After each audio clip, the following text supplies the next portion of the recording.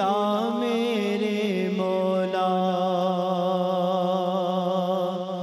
کرم کی تجلی دکھا میرے مولا، ہمیں بھی مدینے بلا میرے مولا، کرم کی تجلی دکھا میرے مولا، بہت بے قراری کے عالم میں ہوں میں،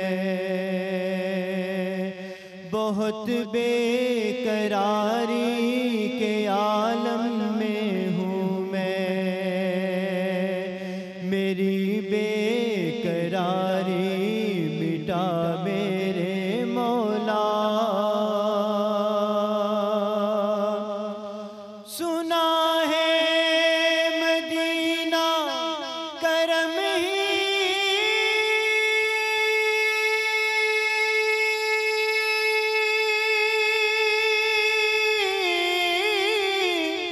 کرم ہے، سنا ہے مدینہ کرم ہی کرم ہے، تو رکھتا جہاں میں سبھی کا بھرم ہے، تجھے واسطہ تیرے پیارے نبی کا،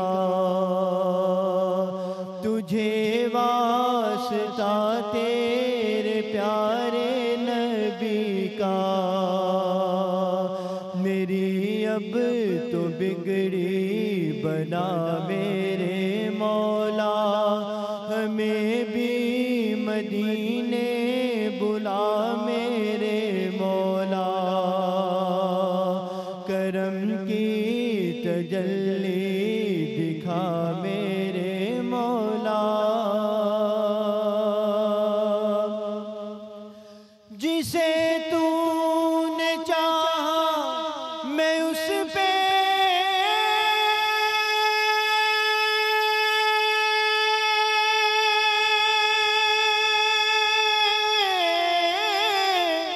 فدا ہوں، جسے تو نے چاہا میں اس پہ فدا ہوں، میں تیرے محمد کے در کا گدا ہوں، تجھے واسطہ کربلا کی زمین کا، تجھے واسطہ کربلا کی زمین کا، مجھے ہر بلا سے بچا میرے مولا،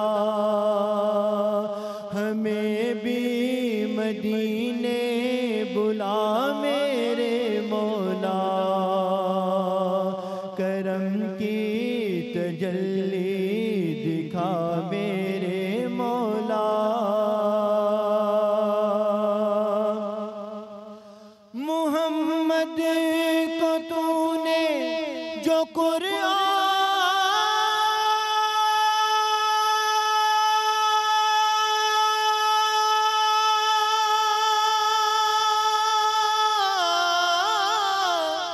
دیا ہے، محمد کو تو نے جو قرآن دیا ہے، کروڑوں دلوں میں مکمل چھپا ہے، قرآن کے خالق گزارش ہے تجھ سے، مجھے بھی تو قرآن سکھا میرے مولا۔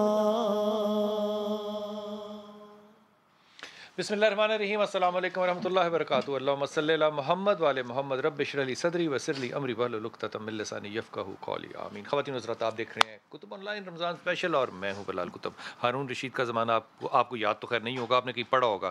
اس کا ایک وزیر تھا، اس کا نام تھا یحییٰ بن خالد، بڑا عقل مند اور سلجھا ہوا۔ جس طرح اس وقت کووڈ کی ایک وبا پھیلی ہوئی ہے، اس کے زمانے میں بھی ایک وبا پھیلی، تو بڑا مشکل وقت تھا ہارون رشید کے لیے. یہ نہیں کہ میں اس کا کوئی بہت بڑا مدعی ہوں, لیکن اس نے اپنے وزیروں کو بلایا, انہوں نے کہا کہ جناب مجھے کوئی ایسی بات بتائیں, مجھے کوئی ایسا مشورہ دیں کہ یہ جو ساری وبا ہے اس سے کوئی میں جان چھڑوا سکوں لوگوں کی. اس کے وزیر جو یحییٰ بن خالد تھے, اس نے ایک واقعہ سنایا. اس نے کہا کہ ایک جنگل میں ایک بندریا تھی, وہ باہر جانے لگی جنگل سے, تو اس نے اپنا چھوٹا سا بچہ شیر کو, جو جنگل کا بادشاہ ہوتا ہے, اس کو کہا تو اس کی حفاظت کرنا. اس نے کہا ٹھیک ہے میں تھوڑے عرصے بعد آؤں گی, لے لوں گی. شیر صاحب نے بندریا کے بچے کو اپنی گردن پہ بٹھانا, سارا دن جنگل کے اندر پھرنا اور اپنے اپنے کام کرنے. ایک دن اس نے اس بچے کو اپنی گردن پہ بٹھایا ہوا تھا, شیر نے بندریا کے بچے کو گردن پہ بٹھایا ہوا تھا. ایک چیل آئی اوپر سے, اس نے اس بچے کو اٹھایا اور وہ چلی گئی. شیر نے سارا جنگل چھان مارا, کہیں سے اس کو بچہ نہیں ملا. بندریا واپس آئی, اس نے کہا جناب میرا بچہ دیں. اس نے ایک جواب دیا شیر نے, ہے تو کہاوت. اس نے کہا دیکھو اگر تو یہ زمین کی بادشاہت اور جنگل کی بادشاہت ہوتی نا, تو میں کہیں سے تمہارا بچہ ڈھونڈ کے لے آتا, لیکن جو آفت آسمان سے آئے اس پہ شیر بھی ہو تو اس کا بس نہیں چلتا.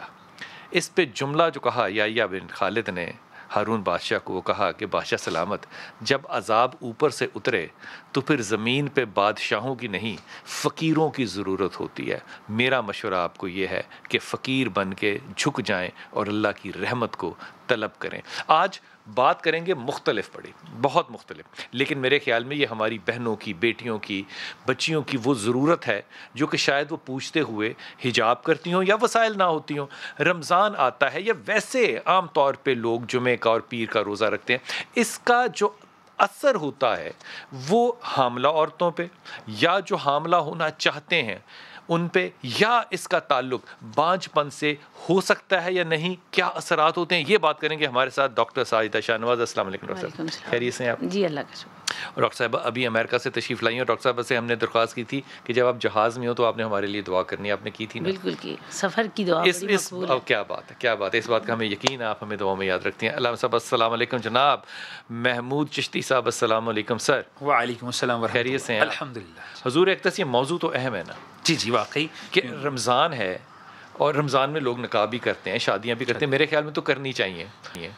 بابرکت مہینہ جو ہے ان کو استعمال کرنا چاہیے. ڈاکٹر صاحب کیا یہ سچ ہے, بات سوچی جا سکتی ہے کہ روزے کا جو اثر ہے, تاثر ہے, وہ بانجھ پن پہ منفی ہو سکتا ہے یا مثبت ہو سکتا ہے؟ یہ بڑا امپورٹنٹ سوال ہے, اور اگر آپ نہ بھی کرتے تو میں ضرور اس کو میں کسی نہ کسی طرح ضرور بتاتی. میں سوچ رہی تھی کہ اللہ کرے کہ آپ جواب دیں. ہاں اب تاریں مل رہی ہیں, میں دعا مانگتی ہوں, آپ کوشچن کر دیتے ہیں. اچھا ایکچولی خاص طور پہ میں, چونکہ میں نے مردانہ بانجھ پن پہ بہت کام کیا ہے, تو مرد کے تولیدی سسٹم کے اوپر کیا اثر پڑتا ہے یہ بڑا امپورٹنٹ ہے. میرے پاس کئی دفعہ پیشنٹ آتے ہیں, وہ پوچھتے ہیں کہ ڈاکٹر صاحبہ ہمیں بتائیں کہ ہم آج کل اگر میں تھوڑے دنوں کے لیے آیا ہوں, پھر میں نے عید کے بعد چلے جانا ہے, تو میں روزے رکھوں یا نہ رکھوں, کیونکہ میں انہیں یہ کہتی ہوں کہ جو اللہ تعالیٰ نے فزیولوجیکل سسٹم رکھا ہے, جس چیز کی ایک مسلمان ہونے کے ناطے جس کا ذمہ اللہ نے اپنے پاس رکھا ہے, وہ کبھی بھی آپ کو اس میں لاس میں نہیں جانے دے گا. اب آ گیا سائنٹیفک طریقہ.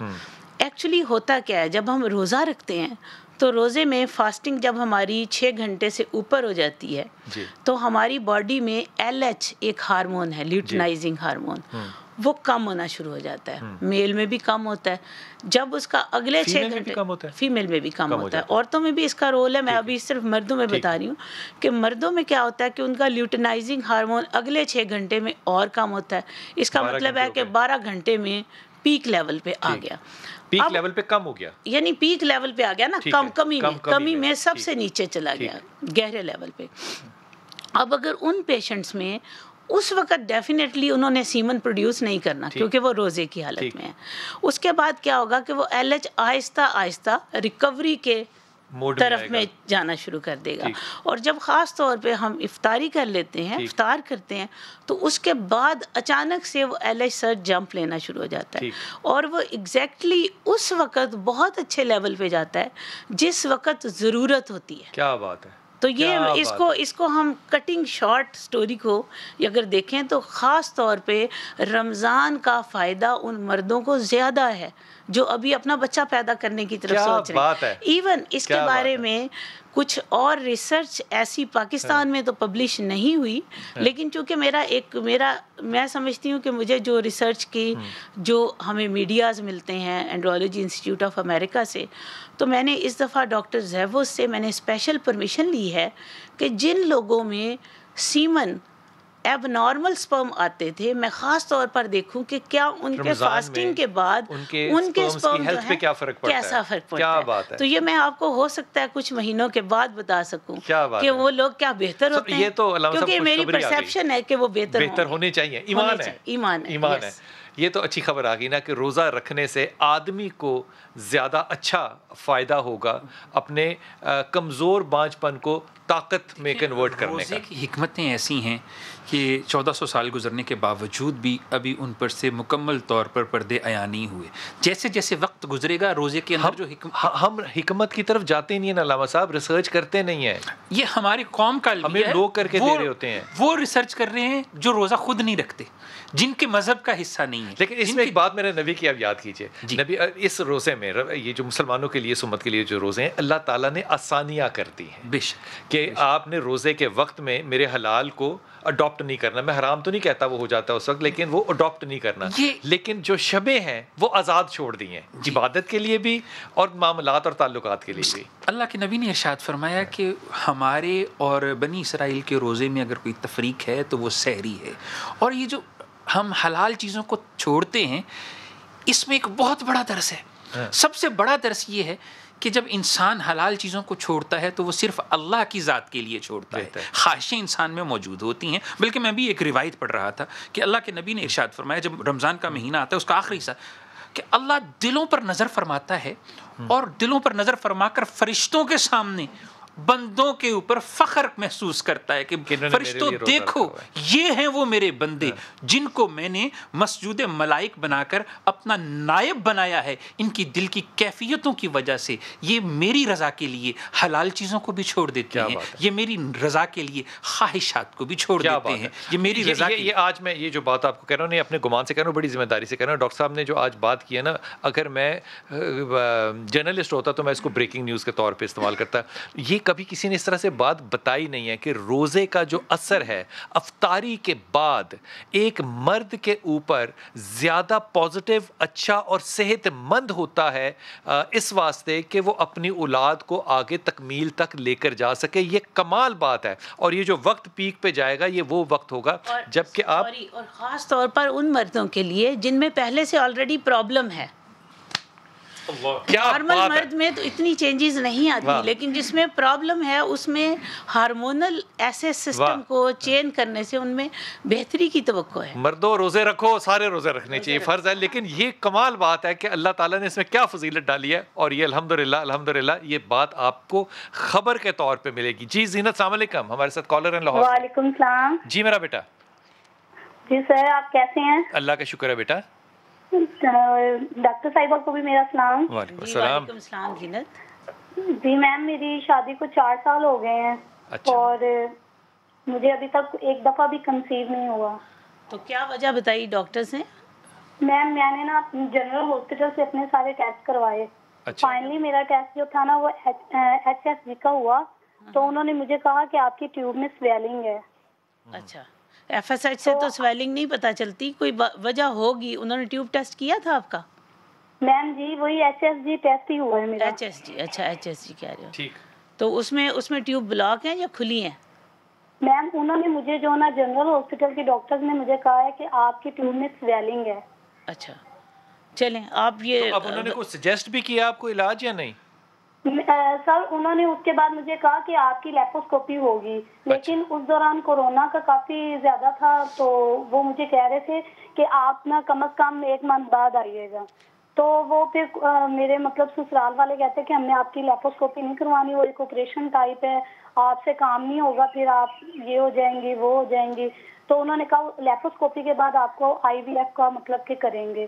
اچھا, اب آپ نے نا یہ پروگرام میں اس کو ٹی وی چلایا ہوا ہے نا آپ نے, آپ سنیں ذرا میں کیا بتاتی ہوں, ٹھیک ہے؟ اچھا آپ اس پہ سنتے رہیں. ہوتا یہ ہے, یہ اتنا امپورٹنٹ سوال ہے ہمارے اس وقت, سمجھ لیں کہ پروگرام کا نچوڑ ہے. اس نے کہا جی مجھے, انہوں نے پہلی بات ہے کہ سویلنگ ایک ایسا مس نومر ہے, مجھے نہیں سمجھ آتی, یہ دائیاں بھی اس کو بہت زیادہ استعمال کرتی ہیں اور ڈاکٹرز بھی سمجھانے کے لیے تردد سے ذرا تھوڑا سا پرہیز کرتے ہیں کہ تھوڑا, کیونکہ ایفرٹ لگتی ہے نا مریض کو سمجھانے میں, تو ہم کیا کہتے ہیں جی سویلنگ ہے. سویلنگ ایسی کوئی چیز, اور اگر سویلنگ ہے تو اس کا جو ہمیں سمجھ آتی ہے اس کا مطلب ہے سوجن ہے, ورم ہے, جس کی اردو یہ ہے, اس کا مطلب ہے ان کو اینٹی بائیوٹک دینی چاہیے. پھر ہاں نہیں, اور لیپروسکوپی کا کیا رول ہے اس میں. اب اگلا ان کا یہ جو آیا کہ جی میرے سسرال والے کہتے ہیں لیپروسکوپی نہیں کرانی, تمہیں لیپروسکوپی کرائیں گے تو وہ لوگ کہیں گے ٹیسٹ ٹیوب بیبی کراؤ. اچھا, یہ مجھے نہیں سمجھ آتی کہ دنیا کی ایسی کون سی اماں نے یہ فتویٰ چھوڑا ہے جس کو بہت سارے پیشنٹ جو ہیں وہ ابھی بھی لے کے, کوئی سرجری تو نہیں ہے نا. نہیں, لیپروسکوپی آپ کی ایک ڈائگنوسٹک موڈیلٹی ہے, اور پلس اگر آپ سرجیکلی اس کو ریمیڈی کے طور پر کریں تو تب ڈائگنوسٹک ہے, پتہ چلے پہلے ڈائگنوسٹک ہوتی ہے, انہیں شاید شک ہوگا کہ ٹیوب اوپن نہیں ہے, تو اگر یہ لیپروسکوپی افورڈ نہیں کر سکتی تو ایک سستا ٹیسٹ ہے اور وہ ٹیوب کا ایکس رے ہوتا ہے, وہ کروا سکتی ہیں. میں واپس آؤں گا اور اس بچی کو جو مشورہ دوں گا وہ آپ کی موجودگی میں دوں گا. وقفہ لیجیے, واپس آتے ہیں. اور زینت نام تھا, زینت بیٹا آپ کو جو مشورہ دوں گا آپ نے وہ غور سے سننا ہے.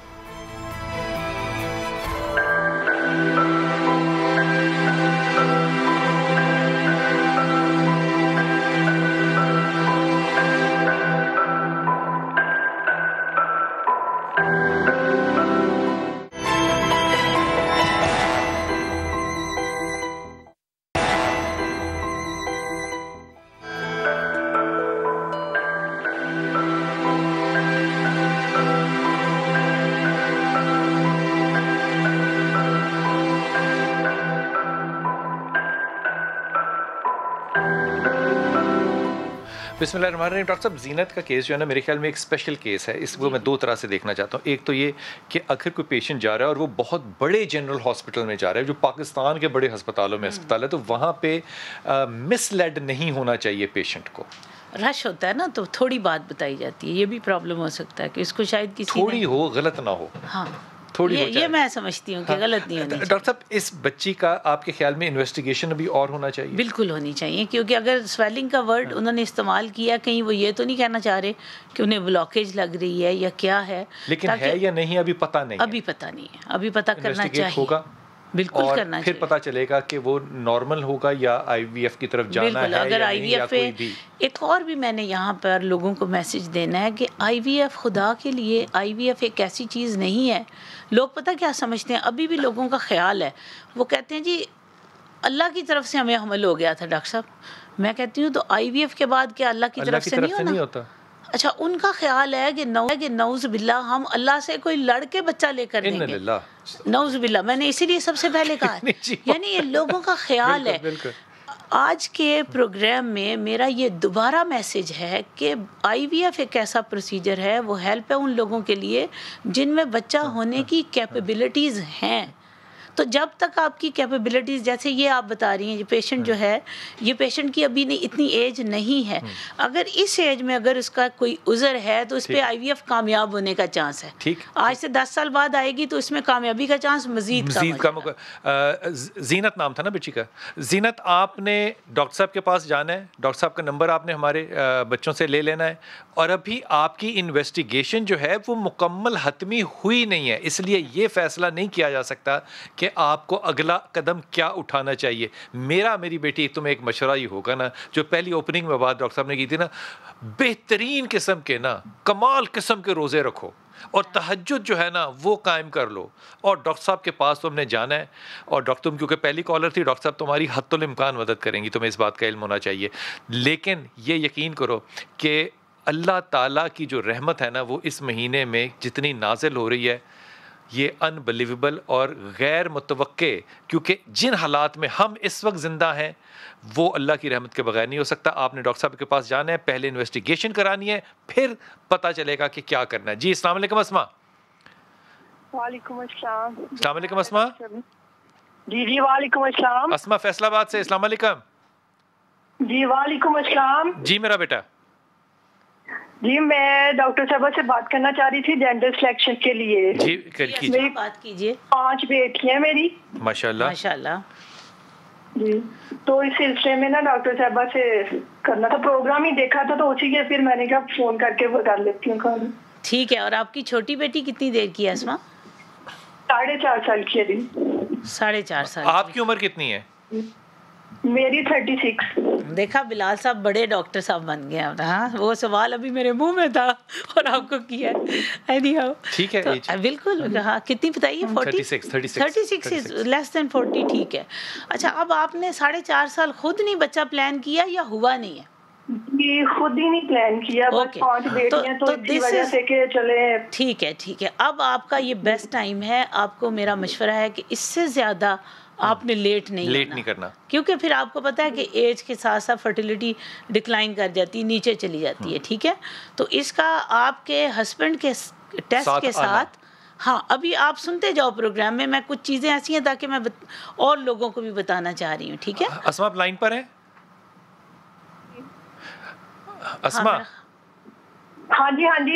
اسما آپ نے اپنی بیٹیوں کی نا جو تربیت ہے نا وہ اعلیٰ ترین کرنی ہے. اعلیٰ ترین سے مراد پتہ ہے کیا؟ سنت کے مطابق اماں ختیجہ کو اپنا آئیڈیل بنا کے, سیدہ فاطمہ کو بنا کے, اور یہ کرنے کے بعد اب تم مجھے بتاؤ جب تم نے انشاءاللہ تعالیٰ یہ کر لینا ہے تو وہ جنت میں تم اپنے مینیو میں ہمارے ساتھ کیا کھانا پسند کرو گی یا کون سی نعتیں سننا پسند کرو گی؟ کیونکہ اس کے بعد تو جنت ہے. کیا بات ہے. اس کے بعد تو جنت ہے. اس کے بعد تو جنت ہے پتر. واہ واہ واہ. سلامت رہو, زندہ رہو, سلامت رہو, زندہ رہو. اور یہی گفتگو انشاءاللہ تعالیٰ ہم وہاں پہ بھی کر رہے ہوں گے انشاءاللہ. یہ میں تمہیں پکا بتا رہا ہوں. فوزیہ سے بات کر لوں. جی فوزیہ السلام علیکم بیٹا. السلام علیکم بلال بھائی, میں فوزیہ بات کر رہی ہوں. جی میرا پتر. جی بیٹا. بلال بھائی اللہ کا شکر ہے میں 4 months پریگننٹ ہوں, اور لیکن مجھے نا روزہ رکھ رہی ہوں میں ساتھ ساتھ, تو مجھے نا کمزوری محسوس ہوتی ہے. تو اگر میں روزے چھوڑ دوں تو مجھے کوئی اس سے کوئی گناہ تو نہیں ہوگا شرعی طور پر؟ اور دوسرا اگر میں رکھنا چاہوں تو مجھے اس سے میری پریگننسی پہ تو کوئی ایشو نہیں آئے گا؟ اچھا اس پہ نا ڈاکٹر صاحب کا مشورہ بھی میں دیتا ہوں. تمہارے پاس کئی راستے ہیں. ایک بات تو یہ کہ تمہیں اگر ڈاکٹر مشورہ دیتا ہے تو تم چھوڑ سکتی ہو. اگر تم نہیں چھوڑنا چاہتی, تم کسی کو رکھوانا چاہتی ہو, تم رکھوا بھی سکتی ہو. یہ بھی کام کیا جا سکتا ہے نا. اور ویسے بھی مرض اور مسافری کی حالت میں جو ہے روزہ اور ڈیلے کر سکتی ہے, یہ بعد میں رکھ لیں, بعد میں رکھے جا سکتے. یہ بھی کام کر سکتی ہو. لیکن سب سے بہتر پتہ ہے کیا کام ہے؟ کسی کو روزے رکھوا دو, کسی کا بھی فائدہ ہوگا. ڈاکٹر صاحب میڈیکلی کیا؟ ابھی میں نے ایسے ہی ایک پیشنٹ کو بتایا, میں نے کہا جی آپ بعد میں بھی اللہ نے آپ کو یہ سہولت دی ہے نا کہ آپ بعد میں بھی رکھ لو. وہ کہتی ہے ڈاکٹر صاحب پچھلے 8 سالوں سے میں بچہ پیدا کر رہی ہوں, بچہ پیدا کرتی ہوں 2 مہینے 2 سال دودھ پلاتی ہوں, پھر بچہ پیدا کرتی ہوں. جب میں نے فارغ ہو کے بچے رکھنے کی باری آنی تو میں بوڑھی ہو جاؤں گی. مجھے بتائیں کہ میرے روزے کدھر جائیں گے؟ میرے تو روزے اکٹھے ہو رہے ہیں. پریگنینسی میں روزے رکھے جا سکتے ہیں, لیکن اس کے اوپر ڈاکٹر جب تک ان کا ڈاکٹر ایڈوائز نہیں, کیونکہ پہلے ہم نے رسک فیکٹرز کو رول آؤٹ کرنا ہے. اب مجھے نہیں پتا, میں اس کو یہاں بیٹھے کہہ دوں کہ آپ نے روزہ رکھنا ہے, مجھے پتا چلے کہ اس کا جی ٹی ٹی جو ہے وہ ٹھیک نہیں. جی ٹی ٹی کا مطلب ہے کہ ان کا گلوکوز ٹالرنس ٹیسٹ ہوتا ہے, ان کی ٹالرنس ہی نہیں ہوتی باڈی کی کہ ان کا 6 گھنٹے کے بعد, ورنہ ان کا شوگر لیول 0 ہو جائے تو بچے کی بھی پیٹ میں ڈیتھ ہو سکتی ہے. ٹھیک ہے. تو یہ چیزیں ہمیں دیکھنی پڑتی ہیں, تو ان کو ان کی ڈاکٹر بتا سکتی ہے. عام طور پہ ڈاکٹرز کہتے ہیں کہ کلینکلی جب تک پیشنٹ کو دیکھ نہ لیں فیصلہ نہیں کرنا چاہیے. بالکل, اور اس کا نہیں, اور ان کی ڈاکٹر بتا سکتی ہے اگر یہ کمفرٹیبل نہیں ہے تو اللہ نے اس کو دیا ہے کہ وہ بعد میں سے کیا ہیموگلوبن جو ہے وہ کم یا زیادہ ہوتا ہے؟ نہیں, یہ بڑا بہت امپورٹنٹ سوال ہے. روزہ رکھنے سے ہیموگلوبن کو کوئی فرق نہیں پڑتا, پرووائڈیڈ یہ کہ آپ کی سحری اور افطار وہ پراپر آپ کے آئرن رچ فوڈ سے ہو. وہ یہ نہ ہو کہ آپ نے اب کیا لوگ کیا کرتے ہیں کہ جی میں نے سحری ٹائم جی دہی کھا لیا, ٹریڈیشن ہے. اب دہی اور دودھ اگر آپ نے لیا اس میں تو آئرن ہے ہی نہیں. اچھا پھر آپ نے افطاری کے ٹائم پکوڑے کھا لیے, اس میں بھی کوئی ایسا آئرن نہیں ہے. ٹھیک ہے, باقی چیزیں آپ نے چاٹ وغیرہ لی, کیونکہ گوشت اور پروٹینز کو لوگ چھوڑ دیتے ہیں. فروٹس اچھی چیز ہے, فروٹس لیں, باقی چیزیں لیں, سیلڈس لیں. اچھا پھر جتنا ٹائم آپ کا سحری ٹائم آپ جاگتے ہیں, آپ تراویح تک جاگتے ہیں, آپ اس میں بار بار پانی لیں اور اپنے فوڈ کو ڈیوائڈ کر کے بار بار لیں. ڈاکٹر صاحب جو لوگ پریگننٹ ہیں, میرا خیال ہے اور وہ روزہ رکھنا چاہتے ہیں، میرا ان کے لیے مشورہ یہ ہے کہ وہ پانی اپنے پاس بستر پہ رکھیں، رات کو بار بار اٹھ کے پانی پیتے رہیں تاکہ پانی جسم کا کم از کم ان 12 گھنٹوں کے لیے جسم میں پورا ہو۔ وہ آپ کی بات بالکل صحیح ہے، لیکن میرا ان کو مشورہ یہ ہے کہ آپ اپنا، اگر آپ روزہ آپ ایک رکھ کے دیکھیں، اگر آپ کی باڈی رسپونڈ کر رہی ہے تو اٹس اوکے۔ کیا کرنا چاہیے؟ دیکھیں، پہلی بات تو یہ ہے کہ جب اللہ نے کسی معاملے میں آسانی دی ہوئی تو آسانی لینی چاہیے، تو آسانی لینی چاہیے، اور اللہ نے آسانی دی ہے تو ان حالات میں آپ کو اپنے ڈاکٹر سے کنسلٹ کرنا چاہیے، اگر تو آپ کو کوئی وہ فیکٹر آف رسک نہ ہو، رسک کا فیکٹر نہ ہو تو بھی۔ اور دوسری بات یہ کہ اللہ نے جب انسانوں کو یہ موقع دیا ہے کہ آپ بعد میں رکھ سکتے ہیں، تو کیوں آپ اس سے چیز سے جو ہے وہ ماورا بذات خود عبادت کے لیے قدم اٹھانا چاہیں؟ عبادت بوجھ نہیں ہوتی، عبادت جو ہے وہ اللہ کی محبت میں تو کثر کر لینی چاہیے، کثر کر لینی چاہیے، فرض کا وقت ہے تو فرض کر لینا چاہیے، اور طبیعت اور مسافری اور بیماری کے لیے اللہ نے دی ہیں، وہ نبی پاک صلی اللہ علیہ وسلم نے لی، اور سنت ہے اور قرآن کا حکم ہے، یہ قرآنی احکامات ہیں۔ تو جب قرآن کا حکم ہے تو اس سے بڑھ کے کسی کا کوئی جو ہے وہ رائے نہیں ہو سکتی، تو ہم نے قرآن سے آگے نہیں بڑھنا چاہیے۔ یہ جو بات کی ہے نا چشتی صاحب نے، یہ بات ہے جو کہ ہمارے مولویوں کو کرنی چاہیے کہ اللہ نے آسانی دی ہے، سفر میں چھوٹیں، جتنی بھی چھوٹیں ہیں وہ چھوٹیں لینی چاہیے، وہ اللہ نے آپ کو دی ہیں، وہ اللہ کی طرف سے آپ کا تحفہ ہے۔ آپ اللہ کا تحفہ کیوں قبول نہیں کرنا چاہتے؟ اور زیادہ مذہبی رنگ، میں اس پہ اعتراض نہیں کر رہا، لیکن اللہ کے تحفے کو محبت کے ساتھ چوز ضرور کریں۔ جو حاملہ خواتین ہیں خاص طور پہ، وہ ڈاکٹر کے مشورے کے بغیر روزے کی طرف مت جائیں۔ وقفہ لیجیے، واپس آتے ہیں۔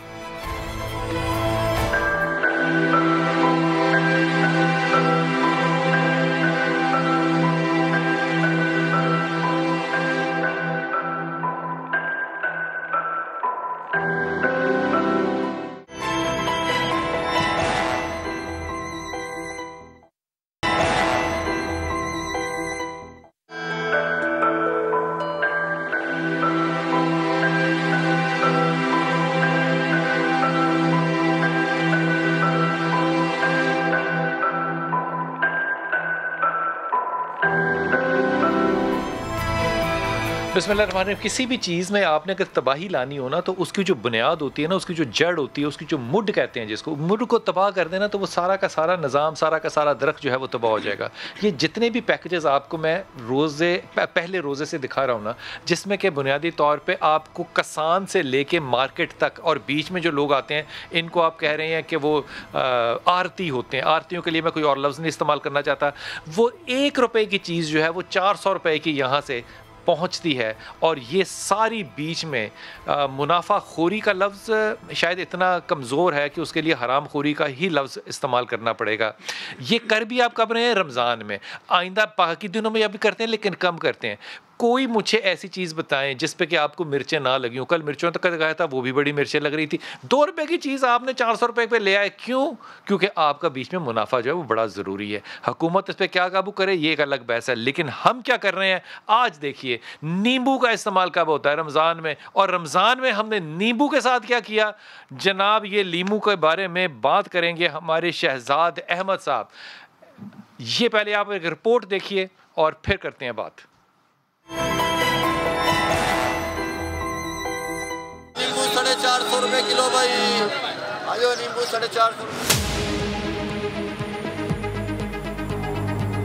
آپ کو لیمو 200 روپے کا ملنا چاہیے، لیکن منافع خوری نے عوام کی جیب کو ایسا نچوڑا کہ لیمو 5 سے 600 روپے فی کلو بک رہا ہے۔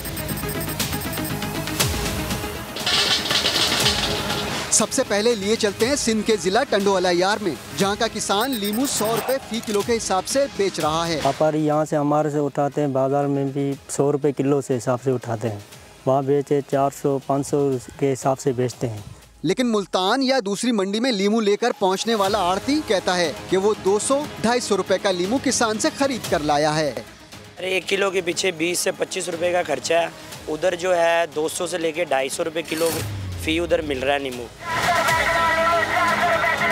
غور کیجئے گا، پہلا آڑتی 50 روپے کا خرچہ لگا کر لیمو کے ٹرک ملتان لے کر آتا ہے، بولی شروع ہونے سے پہلے اپنا 100 روپے کا منافع سائیڈ میں رکھتا ہے۔ دوسرا آڑتی تقریباً 300 روپے کا خرید کر لیمو کی درجہ بندی کرتا ہے اور پھر اسے 350 سے 400 میں فروخت کر دیتا ہے۔ خرچہ بھی تو پڑتا ہے نا، کرائے کا، ڈیزل ہے، پیٹرول ہے، گاڑی کا ایکسپینس ہے، اس کے بعد منڈی کے اخراجات ہیں, مزدوریاں ہیں, سب کچھ ہے. چھوٹے دکانداروں کی پہنچ ان بڑے آڑتیوں تک نہیں ہوتی, بلکہ وہ تو تیسرے آڑتی سے 10-20 کلو کا مال لیتے ہیں جو اسے 450 روپے فی کلو میں پڑتا ہے. 480 بیچ رہے ہیں, 450 کی خرید ہے, 30 روپے کلو میں بچا رہے ہیں. سرکار 400 روپے فی کلو قیمت مقرر کرتی ہے اور ان جیسے کئی دکاندار درجہ دوئم کا لیمو بھی 500 روپے سے زائد کا بیچ رہے ہیں. اگر لیمو کے گرد یہ 3 آڑتی اپنا جائز منافع کماتے تو یقین جانیے آپ تک یہ 200 روپے میں پہنچ جاتا. راشد حمید, سما, ملتان. یہ جو نیمبو ہے اس میں درجہ بندی سے مراد پتہ کیا تھی کہ چھوٹے چھوٹے جو پدے پدے نیمبو ہوتے ہیں جن میں کچھ نہیں ہوتا وہ 350 روپے کے ہوں گے, اور جو تھوڑے سے موٹے ہوں گے ان کو چائنا کا کہہ کے امپورٹڈ کہہ کے ان کو آپ 500 اور 600 روپے میں بیچیں گے. یہ بیچ میں جتنے بھی آپ نے آرتی آج تک دیکھے ہیں ان تمام میں ایک بات جو ہے نا وہ کامن ہے. وہ پتہ ہے بات کیا ہے؟ سب نے ٹوپیاں سفید رنگ کی پہنی ہوئی ہیں اور سب نے یوں بیٹھا ہوا, سب نے کپڑے ڈالے ہوئے ہیں اور منافع کمال کا کما رہے ہیں. جناب اب چلتے ہیں جناب شہزاد احمد سیالکوٹ اور ان سے پوچھتے ہیں کہ سیالکوٹ میں آج پھلوں اور سبزیوں کے ریٹ جو ہیں وہ لوٹ مار کے بعد کیا ہیں. جی شہزاد. جی بالکل بلال کتب صاحب, سیالکوٹ میں بھی جو اشیاء ضروریہ ہیں وہ عوامی پہنچ سے بہت دور ہیں. پھل اور سبزیوں کی اگر بات کی جائے تو پھلوں میں کیلا جو رمضان سے قبل 50 روپے درجن میں عام دستیاب تھا اب 250 سے 300 روپے درجن میں جو ہے وہ مل رہا ہے, جبکہ اس کا سرکاری ریٹ بھی ڈبل سینچری کے قریب پہنچ چکا ہے. اس کی سرکاری جو قیمت ہے وہ 180 روپے درجن ہے. سیب سرکاری ریٹ اس کے مطابق 185 روپے کلو, جبکہ عام مارکیٹ میں 300 روپے کلو تک دستیاب ہے. اسی طرح مرود سرکاری ریٹ 175 روپے کلو, جبکہ جو عام مارکیٹ میں ہے وہ 250 روپے کلو تک فروخت کیا جا رہا ہے. اسٹرابری جو رمضان سے قبل 80 سے 90 روپے میں عام دستیاب تھی اور رمضان کے پہلے عشرے تک اس کی قیمت 100 روپے کلو تھی, لیکن اب وہ بھی جو بڑھ کر سرکاری ریٹ ہے وہ اب 140 روپے, جبکہ عام مارکیٹ میں 160 روپے کلو تک جو ہے وہ پہنچ چکا ہے. سبزیوں کی بات کی جائے تو سرکاری ریٹ کے مطابق آلو 52 روپے کلو, پیاز 28 روپے کلو, ٹماٹر 44 روپے کلو, جو لہسن ہے چائنا کا وہ 175 روپے کلو, بھنڈی 130 اور اسی طرح پالک جو ہے وہ 55 روپے جو ہے کلو ہے, جبکہ جو لیمو ہے اس کا سرکاری ریٹ 250 روپے کلو ہے, لیکن عام مارکیٹ میں لیمو جو ہے وہ 400 سے 450 روپے کلو میں مل رہا ہے. اور دیگر سبزیوں کا اگر سرکاری ریٹ سے موازنہ کیا جائے تو یہ 20 سے 30% جو ہے زائد جو ہے وہ منافع جو ہے وصول کر رہے ہیں. لیکن افسوس کی بات یہ ہے کہ انتظامیہ سرکاری لسٹ پر بھی اگر عمل درآمد کرا دے تو شاید عوام کو تھوڑا ریلیف مل جائے, لیکن انتظامیہ بھی جو ہے صرف سرکاری. بہت شکریہ شہزاد آپ کا. آپ نے کہا کہ اگر حکومت اس پہ عمل درآمد, میں آپ کو یقین دلاتا ہوں اس بات کا کہ حکومت عمل درآمد کسی کے ایمان پہ نہیں کرا سکتی. یہ نہیں حکومت کہہ سکتی کہ آپ ایماندار ہو جائیں اور وہ ڈنڈے کے زور پہ ایماندار ہو جائے. یہ آپ کو خود کرنا پڑے گا. اگر لہسن بھی چائنا سے آنا ہے تو پھر میں کیا کہوں. حضور اقدس ایمانداری سے مجھے بتائیے کیا مسلمانوں کا صحابہ سے لے کے بعد تک تبا تابعین تک کیا مزاج تھا رمضان میں؟ کوئی آپ نے واقعہ سنا ہو, پڑھا ہو, کوئی ڈائریکٹلی کوئی انڈائریکٹلی, کہ چیزوں کی ذخیرہ اندوزی ہوئی اور سب لوگوں نے کہا واہ واہ واہ کیا جناب ہے نواب صاحب کی بات. بسم اللہ الرحمن الرحیم. پہلے تو اس ایک حدیث کی طرف آؤں, پھر میں نبی کریم صلی اللہ علیہ وسلم کی زندگی سے ایک حدیث سناتا ہوں. پہلی بات تو یہ ہے کہ اللہ کے نبی نے ارشاد فرمایا کہ جس نے ملاوٹ کی وہ ہم میں سے نہیں ہے, جس نے ذخیرہ اندوزی کی وہ بھی ہم میں سے نہیں ہے. ہم میں سے نہیں ہے سے مراد ہے کہ جماعت المسلمین و مومنین کے اندر سے وہ خارج ہو جاتا ہے. ٹھیک ہے. اب اللہ کے نبی کا طریقہ کیا تھا؟ ماہ رمضان کے اندر آپ محتاط ہو جایا کرتے تھے, انتہائی محتاط ہو جایا کرتے تھے. میں احادیث کے آخری حصے سناؤں کیونکہ ابتدائی میں نے بعد میں اگلے سیشن میں سنانے ہیں آپ کو کہ محتاط ہو جائے, رویوں میں محتاط ہو جانا چاہیے. جو کسی سے چیز لینی ہے دینی ہے جس سے شفاعت ملتی ہے, فرمایا آدھی کھجور سے جو ہے افطاری کروانے سے بھی جنت مل جاتی ہے, آپ اس کے راستے میں بھی رکاوٹ بن گئے ہیں. میں پوری بات بخے کے بعد آپ سے سنوں گا, لیکن یہ جو آپ نے جملہ کہا ہے نا کہ محتاط کس کے بارے میں کہا؟ نبی پاک صلی اللہ علیہ وسلم. نبی محتاط ہو جاتے تھے, جن کی زبان سے کبھی اونچی آواز کوئی جملہ مشکل نہیں سنا, محتاط ہو جاتے تھے. ہم پہ کیا محتاطی لگتی ہے؟ ہم نے کس طرح محتاط ہونا ہے؟ یہ صرف محتاج ہونا ہے. یہ آپ کی محتاجی اگر بن جائے کہ آپ نہ ہو سکے تو یہ بیماری کے سوا اور کچھ نہیں ہے. وقفہ لیجئے, واپس آئیے.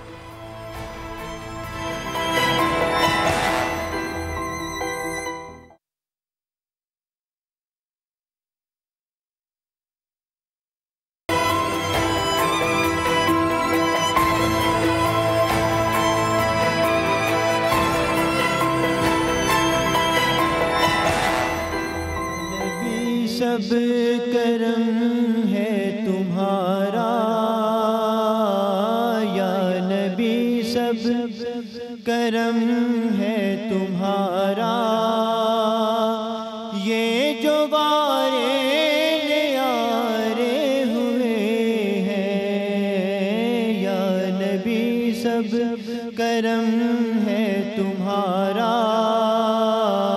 یا نبی سب کرم ہے تمہارا، یہ جو وارے نیارے ہوئے ہیں، اب کمی کا تصور بھی کیسا،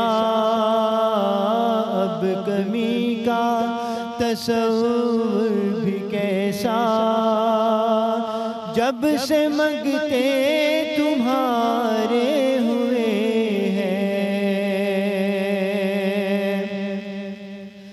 کوئی منہ نہ لگاتا تھا ہم کو، پاس تک نہ بٹھاتا تھا ہم کو، کوئی منہ نہ لگاتا تھا ہم کو، پاس تک نہ بٹھاتا تھا ہم کو، پاس تک نہ بٹھاتا تھا ہم کو، جب سے تھاما ہے دامن تمہارا، جب سے تھاما ہے دامن تمہارا، دنیا والے تمہارے ہوئے ہیں، یا نبی سب کرم ہے تمہارا، یا نبی سب کرم ہے تمہارا، یہ جو وارے نیارے ہوئے ہیں۔ ماشاءاللہ ماشاءاللہ. ایک بہت دیر سے کالر ہیں ہمارے ساتھ ابھی انتظار پہ، میں کوشچن کرنے سے پہلے ان سے بات کر لوں. ان کا نام ہے شازیہ. راضیہ بیٹا السلام علیکم. معذرت چاہتا ہوں آپ کو انتظار کرنا پڑا. السلام علیکم. وعلیکم السلام. جی میرا بیٹا. تھینک یو سو مچ، آپ نے میری کال لی اور اتنا زیادہ پیشنس شو کیا، میں خود ویٹ کر رہی تھی. بسم اللہ. میں ایکچوئل ڈاکٹر ساجدہ جو ہیں، ڈاکٹر ساجدہ شاہ نواز، ان کے میں نے پروگرام سنے، اس میں مجھے بہت ساری اچھی جو ہیں وہ چیزیں پتہ چلی. میرا ایشو یہ ہے کہ لاسٹ 2 ایئرس سے مجھے پیریڈز نہیں آتے، بٹ بیفور دیٹ میری جو پیریڈز کی ہسٹری ہے وہ بھی بہت ویک ہے. لائک ابھی آیا فرسٹ 2 ڈیز ہوئے، 3 ڈیز میں بالکل ہی ختم ہو جاتا. آپ کی ایج کیا بیٹا؟ 35 ایئرس. آپ میرڈ ہیں؟ جی میرڈ ہوں. Recently got married 1.5 years. آپ کے بچے ہیں؟ نہیں بالکل نہیں، وہ کہہ رہی ہیں پیریڈز ہی نہیں آتے. اچھا شازیہ، مجھے یہ بتائیں کہ آپ کو ڈاکٹرز نے بتایا آپ کے ایک ٹیسٹ ہوتا ہے FSH AMH؟ جی میں نے ابھی ریسنٹلی شادی کے بعد جو ٹیسٹ وغیرہ کروائے تو اس میں میرا FSH لیول آیا that was around 28 but AMH was 0.03. 0.03. اچھا آپ نے ٹی وی آن کیا ہوا ہے نا؟ کیونکہ یہ آپ کا آج کا سوال بہت امپورٹنٹ ہے، میں چاہ رہی تھی کہ اس کو سارے لوگ سنیں. جی جی ڈاکٹر آپ ذرا اس کو سنتے رہیے گا، میں آپ کی بات کو ہی ایڈریس کروں. اور میں ایک اور چیز پوچھنا چاہ رہی تھی سر، یہ جو ڈاکٹر سر بلال ہیں ادھر، مجھے یہ بھی کنفرم کیجیے گا کہ کیا میرے جو فرسٹ 5 کالرز ہوتے ہیں انہی میں ہی میری کال ہے؟ جی اسی میں کال ہے. یہ جو ٹریٹمنٹ ہے نا یہ بڑا پریشیس ٹریٹمنٹ ہے اور آپ کو یہ ملنے والا ہے اور آپ ابھی یہ سنیں. اچھا ٹھیک ہے جی. اچھا اب یہ جو انہوں نے بتایا نا پرابلم، یہ ہے اوویرین فیلئر. اور اس کے اوپر ابھی ہمیں اس کی ریزن نہیں سمجھ آ رہی کہ یہ پاکستان میں بھی، ایون انڈیا پاکستان ان ایریاز میں بھی پہلے یہ تھا کہ جو وائٹ پاپولیشن تھی نا ان میں ذرا جلدی ہوتا تھا، ہمارے لوگ بچ جاتے تھے. لیکن اب کیا ایسا ہوا ہے کہ مجھے اپنے آؤٹ ڈور میں روزانہ ان فیمیلز میں سے 2-3 پیشنٹ ایسے ضرور مل جاتے ہیں جن کا اوویرین فیلئر ہو. اس سے مراد یہ ہے کہ وہ انڈے دانیاں جنہوں نے آ کے آپ کی 50 سال میں فیل ہونا تھا، وہ جلدی وہ کیا ہے، وہ ایون ان لڑکیوں کی 30 سال سے پہلے ہی فیل ہو جاتی ہیں. اس میں وہ کیا ہے، انہوں نے ابھی یہ چونکہ پڑھا لکھا پیشنٹ تھا اس لیے میں نے انہیں ٹو دا پوائنٹ بات کی تو انہوں نے بتا دیا کہ ان کا FSH 28 ہے اور serum AMH anti Mullerian hormone ایک ہارمون ہوتا ہے اور وہ 0.02 ہے، بہت ہی کم 0.02. اگر یہ لیس دین 1 ہے تو اس کا مطلب ہے کہ الارمنگ سچویشن ہے. اب یہ 1 سے 0.1 سے بھی 0.02 ہو گیا، اس کا مطلب ہے کہ یہ اوویرین فیلئر ہے. پہلے ہمیں کیا ہوتا تھا کہ آج سے 2015 سے پہلے آل اوور دا ورلڈ سوائے اوویرین ٹرانسپلانٹ کے there was no other option. یہ ابھی ریسنٹلی ہم نے پاکستان میں الحمدللہ یہ شروع کیا ہے اور بہت ساری خواتین اللہ کے فضل سے اس سے فیض یاب بھی ہوئی ہیں, اور وہ ہے اسٹیم سیل تھراپی. ہم کیا کرتے ہیں کہ جیسے اب یہ ہمارے پاس آئیں گی تو ان کو یہ مہنگا طریقہ ہے ابھی, لیکن اس کے علاوہ ان کے پاس کوئی آپشن ہے؟ ابھی یہ بات بتا رہی ہوں کہ ابھی یہ پاکستان میں ریسرچ پرپوزل چل رہا ہے, تو بہت کم پیسوں میں ہو جائے گا. پیشنٹ کو اپنی میڈیکیشن خود لینی پڑے گی, لیکن یہ اگر جب یہ ریسرچ پرپوزل ختم ہو جائے گا تو یہ طریقہ کار کم از کم 15-20 لاکھ کا یہ پروسیس ہے, جو کہ ابھی 1-1.5 لاکھ کی میڈیسن لانے سے ہو جاتا ہے. اس کے علاوہ being a biological parenting there is no other possibility. Stem کی طرف ہی جانا اسٹیم کی طرف, ان کے فیٹ سے, ان کی باڈی کی فیٹ سے, جن کے فیٹ سے. لیکن ابھی ان کی ایج کیا اس بریکٹ میں ہے کہ یہ اسٹیم سیل کی بھی چانس ہے؟ بالکل, ابھی انہوں نے 35 جہاں تک میں نے سنا ہے 35 ایئرز یا شاید اس سے کم بتائی ہے. ایون 40 سے بھی کم ہے تو اس کے اوپر بھی اسٹیم سیل کام کر جاتے ہیں. میری ایک پیشنٹ ہے, اس کا ہم نے 42 میں کیا ہے, اور الحمدللہ کہ اس کا IVF اس کے بعد ہم نے کیا ہے, اس کے ہمیں 5 گروئنگ ایگ فلی میچور ایگ ملے, اور اللہ کا شکر ہے کہ اس کے ہم نے ایمبریو ٹرانسفر کیے ہیں. یعنی اس کا مطلب ہے کہ پاسبلٹی تو اس کی ہو گئی نا. ٹھیک. تو یہ بیٹی آپ کو بات سمجھ میں آ گئی کہ یہ اووری کا فیلئر ہے, جس طرح کہ اولڈ ایج میں جا کے مینوپاز ہو جاتا ہے, یہ بالکل اسی طرح کی صورتحال ہے. آپ کے پاس صرف ایک آپشن ہے اس وقت, اور وہ ہے اسٹیم سیل. یہ مہنگا طریقہ علاج ہے, اس میں آپ کو ڈاکٹر صاحبہ جتنی بھی رعایت کر سکیں گی وہ کریں گی, لیکن یہ طریقہ 25-30 لاکھ روپے کا ہے. یہ ابھی پاکستان میں صرف نہیں ہے. ابھی پاکستان میں پیشنٹ کو راؤنڈ اباؤٹ $1100 سے $1200 کی میڈیسن منگوانی پڑتی ہیں, اور وہ آ جاتی ہیں. وہ ہم پیمنٹ بھیجتے ہیں, پھر وہ تقریباً 1 ماہ تک میڈیکیشن آتی ہیں, اور اس کے بعد ان کو صرف پاکستان میں وہ جو پروسیجر کے چارجز ہیں ہم وہ میڈیکیشن اور باقی چیزوں کے لیتے ہیں, وہ 50,000 تک اٹھانے پڑتے ہیں. وہ پڑیں گے بس, یہ کچھ زیادہ نہیں ہے. یہ زیادہ نہیں. ٹھیک ہے, یہ آپ کے لیے بڑی خوشخبری ہے, لیکن اس کو ASAP یعنی کہ ایز سون ایز پاسبل اس بات کو کرو. ڈاکٹر صاحب کا نمبر آپ لے سکتے ہیں, اور جب بھی چاہیں آپ جا سکتے ہیں, یا کراچی, لاہور, پاکستان سے جہاں سے آپ کا دل چاہے تو آپ اپنی مرضی سے بھی کرا سکتے ہیں. آپ نے حدیث پوری کرنی تھی, میں نے روک دیا تھا. وہ ابھی ڈاکٹر صاحب کہہ رہی ہیں کہ پہلی 5 اللہ کے نبی نے شاید فرمایا خیر الناس من ینفع الناس, بہترین انسان کون ہے؟ فرمایا جو دوسروں کے لیے نفع رسانی کا کام کرتا ہے. تو جب آپ دوسروں کے لیے ایسے کام کرتی ہیں جس سے ان کے لیے آسانی ہوتی ہو, ان کے مسائل حل ہوتے ہیں, ان کی پریشانیاں دور ہوتی ہیں, تو اللہ جو ہے وہ اس بندے کے لیے اپنی رحمت کے دروازے کھول دیتا ہے. بلکہ میں ابھی پڑھ رہا تھا کہ جب کوئی شخص یہ صرف ڈاکٹر صاحب پہ آپ نے کیوں کہا؟ کیونکہ آپ ہم پہ بھی کہیں, جو اس کے پیچھے بیٹھے ہیں, جو لوگ یہ بہت لے رہا ہے وہ بھی بات کر رہے ہیں, وہ جو نعت سنا کے اللہ کے لیے آسانی اور دعائیں مانگ رہا ہے وہ بھی سارے شامل ہیں. نفع رسانی جو بھی کرتا ہے اس کو مطلب یونیورسل بات کہیں, یونیورسل بات ہے, حدیث تو یونیورسل ہے. لیکن اس وقت پروگرام کے اندر بات ہو رہی تھی کہ جی انہوں نے کہا کہ کیا میں پہلے 5 کالرز کے اندر موجود ہوں, اس میں وسیلہ آپ بھی ہیں, وسیلہ جو آپ کی ٹیم پیچھے بیٹھی ہوئی ہے وہ بھی ہے, وسیلہ سما چینل بھی ہے. لیکن بات یہ ہے کہ بہترین انسان وہ ہے جو دوسروں کے لیے نفع رسانی کا کام کرتا ہے. یہاں پہ اللہ کے نبی نے ارشاد فرمایا من احب للہ و ابغض للہ و اعطى للہ و منع للہ استکمل الایمان, کہ جس نے اللہ کے لیے کسی کے ساتھ تعلق کو بنایا جس میں لالچ نہیں ہے, جس میں غرض نہیں ہے, اور اللہ کے لیے توڑا, فرمایا وَآتَى لِلَّهِ, اور اللہ کی رضا کے لیے کسی کو عطا کیا, وَمَنْعَ لِلَّهِ, اور اللہ کی رضا کے لیے کسی سے ہاتھ کو روکا, فَقَدْ اسْتَكْمَلَ الْإِيمَانِ, تو سمجھو کہ اس کا ایمان مکمل ہو گیا. تو یہاں پہ سوال یہ ہے, مجھے آپ سے محبت اللہ واسطے ہے, آپ نے اللہ کی اچھی باتیں بتائی, مجھے ثواب ہوگا نا اس بات کا. یہ میں بات مذاق میں نہیں کہہ رہا, بالکل صحیح کہہ رہا ہوں. اللہ کے واسطے تعلق رکھنا, اور اللہ کے واسطے دوستی, اور اللہ کے واسطے دشمنی کرنا. وقفہ لیجیے, واپس آتے ہیں.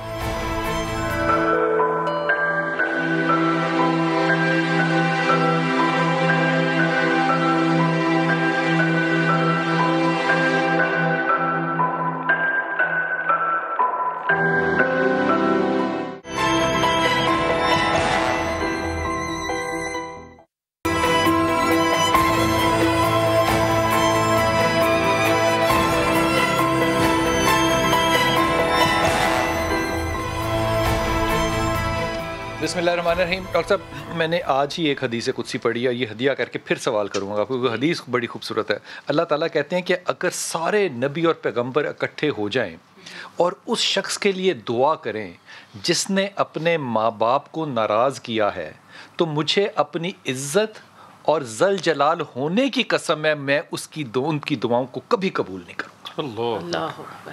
یہ اتنا بڑا پیغام ہے کہ اگر اس کے بعد بھی ہمارے ہاں اولڈ ایج ہومز بچوں کے، بیٹوں اور بیٹیوں کے ہوتے ہوئے چل رہے ہیں، تو پھر سوچئے گا کہ ہمارا حساب روز قیامت کیسا ہوگا۔ ڈاکٹر صاحب، کووڈ لڑکوں کو بھی، آدمیوں کو بھی ہو رہا ہے، عورتوں کو بھی ہو رہا ہے۔ یہ فرمائیے کہ اگر کووڈ کا آفٹر افیکٹ بہت سے ہوتے ہیں، ہارٹ اٹیک ہوتا ہے، بلڈ تھک ہو رہا ہوتا ہے، کچھ نہ کچھ ہو رہا ہوتا ہے، کیا کووڈ ہونے کا بانجھ یا غیر بانجھ ہونے پہ کوئی فرق پڑتا ہے؟ بالکل پڑتا ہے۔ اس کو ڈائریکٹلی اگر دیکھا جائے نا تو کووڈ کے ایک ہیں امیجیٹ افیکٹس، یہ جتنا ہارٹ اٹیک ہے، یہ چیزیں، جو چیزیں آپ کی ود ان 6 months آ جاتی ہیں اس کی کنٹینیوٹی میں، وہ آپ کے امیجیٹ افیکٹس میں ہی آئیں گی۔ ٹھیک ہے۔ لیکن کچھ ہیں لانگ ٹرم افیکٹس، وہ ساری عمر کا اثر ہوگا۔ وہ لانگ ٹرم افیکٹس عام طور پر وہ 1 سال کے بعد ہی پیدا ہونے شروع ہوتے ہیں۔ اچھا۔ اور اس کے اوپر یہ چیزیں پتہ چلی ہیں ہمیں، ابھی ہم نے میل سب فرٹیلیٹی کے اوپر، میل کے جن لوگوں میں پرابلم تھا، مجھے پتہ ایسے چلا کہ میرے پاس لوگ آتے تھے جینڈر سلیکشن کے لیے۔ تو جینڈر سلیکشن کے لیے اب پہلے ان کی 3-4 بیٹیاں ہیں، 5 بیٹیاں، اب پتہ چلا جی انہیں جینڈر سلیکشن کرانا ہے، تو ان کے لیے بھی ہمیں پہلے ان کے میل کا ٹیسٹ کروانا پڑتا ہے۔ جب ٹیسٹ کروایا تو پتہ چلا کہ ان کی صرف کاؤنٹ ہی 5 ملین ہے، 10 ملین ہے، بہت کم ہو گئی، بہت کم، یعنی جو 15 ملین سے کم ہے۔ اور اس کی وجہ اس میں اب یہ صاف ظاہر ہے نا کہ پہلے ان کے بچے ہوئے ہیں تو وہ ٹھیک لوگ تھے، تو ابھی پتہ چلا ہے۔ اس پہ کئی لوگوں نے اعتراف کیا، کئی لوگوں نے تو ڈائریکٹلی ہمیں بتایا کہ انہیں کووڈ ہوا ہے، اور انہوں نے پھر ٹیسٹ بھی کروائے اینٹی باڈیز کے، جس سے ہمیں پتہ چلا کہ ان کو کووڈ ہو چکا تھا، اور یہ تقریباً 1 سال بھی لگ سکتا ہے اس کا سائیڈ افیکٹ، یہ سائیڈ افیکٹس آنے کے بعد۔ اور لانگ ٹرم افیکٹ میں ممپس ایک وائرل ڈیزیز ہے، آپ کو پتہ ہے، کنپیڑے، اور وہ کنپیڑوں کی وجہ سے کتنے پاکستانی مرد، میں نے خود اپنی اسٹڈی میں انوالو کیے ہیں، کہ جو لوگ 0 سپرم کاؤنٹ لے کر کنپیڑوں کی وجہ سے ایک کنپیڑے جیسا وائرس اگر مرد کے ٹیسٹیز کو تباہ کر سکتا ہے تو کووڈ تو اس سے کئی گنا لیتھل ہے۔ اور اس میں لوگوں کے 0 سپرم آئے ہیں، اور خواتین کے اوپر بھی اب ہم نے ابھی، چونکہ یہ تھوڑا ٹائم لگے گا، 5 سال لگیں گے کہ ہمیں خواتین کی اسٹڈی پوری کرنے میں اس کے اوپر بھی میرا جو ابھی میں نے جو اپنی پرسیپشن ایک پہلی دی ہے اس کے اوپر، وہ یہی ہے کہ خواتین کے اوپر بھی ان کے بھی ایگ کے اوپر یہ برا اثر ڈالے گی، اور اب ہم اس کو اسٹڈی کریں۔ اب یہ کووڈ کے سائیڈ افیکٹس جو ہیں، ان میں مرد کی مردانگی پہ اور عورت کے بانجھ پن پہ بھی اثر آ رہا ہے۔ آپ ان کے لیے کوئی وظیفہ سجیسٹ کریں گے، کیا پڑھیں گے؟ بسم اللہ الرحمن الرحیم۔ اس چیز کے لیے بہت ہی خوبصورت اگر عورتوں کے لیے ہے تو قرآن مجید برہان رشید کی آیت ہے وَالْأَرْضَ فَرَشْنَاهَا فَنِعْمَ الْمَاهِدُونَ، اس کو انڈے کے اوپر پڑھ کر کھایا جائے تو اگر عورتوں کے اندر ہے تو وہ ٹھیک ہو جائے گا۔ اگر مرد ہے تو وہ یا اللہ یا قوی یا مصور یہ پڑھے، صبح شام پڑھتا رہے، ہر وقت پڑھتا رہے، تو وہ جو کمیاں ہیں، وہ جو کمزوریاں ٹھیک ہو سکتی ہیں۔ یہ سائیڈ افیکٹس بھی ایک بڑی بلا کی چیز ہے جس کا علم ہی نہیں ہوگا کہ کب ہو۔ اور ایک اور چیز بڑی خوبصورت کہ قرآن کے اندر جو سلام ہے نا، ساتھ کوئی سمجھ نہیں آ رہا مرض کیا، یہ ٹھیک نہیں ہو رہا، تو 7 سلاموں کو بھی پڑھا جا سکتا ہے، اور وہ بڑے مجرب ہیں۔ اب میں آپ سے اجازت چاہوں گا، لیکن نعت آپ کی ہدیہ ضرور۔ اور یہ پیغام آج کا ہے کہ روزہ رکھنے سے آدمی کا جو پوٹینشل ہے مردانگی کا، وہ انکریز کرتا ہے۔ روزہ اللہ کی رحمت، فرض، برکت الگ، لیکن یہ جو دنیاوی فائدہ ہے اس سے بھی فائدہ اٹھائیے۔ جی بسم اللہ بیٹا۔ حضور میری تو ساری بہار آپ سے ہے، حضور میری تو ساری بہار آپ سے ہے، میں بے قرار تھا، میرا قرار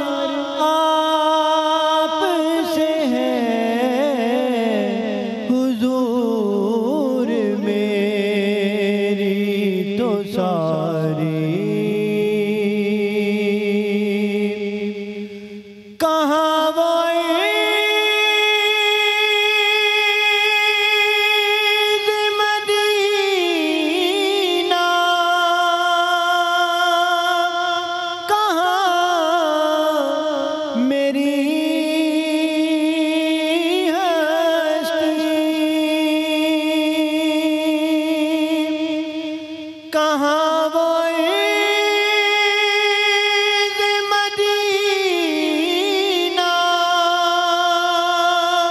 کہاں میری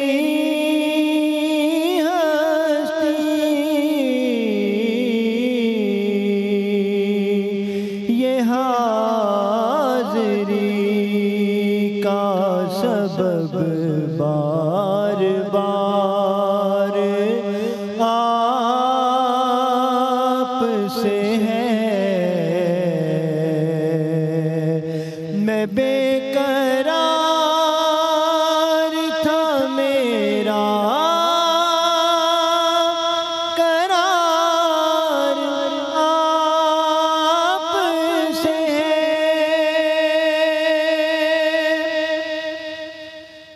میری تو ہستی کیا ہے، میرے غریب نواز، میری تو ہستی کیا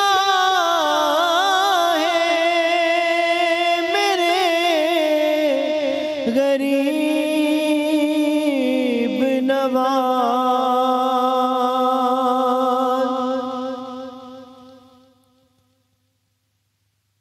جو مل رہا